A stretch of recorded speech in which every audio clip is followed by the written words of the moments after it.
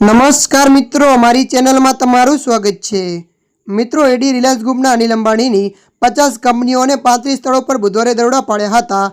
Yes bank loan fraud કેસમાં money લોન્ડરિંગની તપાસના ભાગરૂપે આ દરોડા પાડવામાં આવ્યા હતા।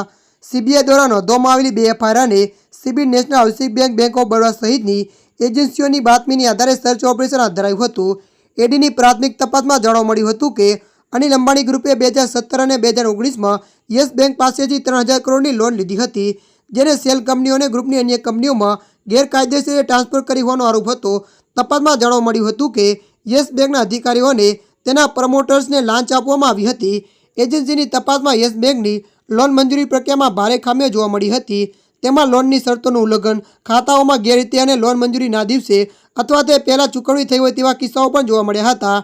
એડીએ ડિફોલ્ટર અનિલ અંબાણીની 50 કંપનીઓ અને 25 લોકોની તપાસ હાથ ધરી હતી। ત્યારે મિત્રો, હાલ માટે આટલું। મળીશું નવી અપડેટ સાથે। જો તમને અમારો વિડીયો પસંદ આવે, લાઇક, શેર અને સબસ્ક્રાઈબ કરી નાખજો। ધન્યવાદ।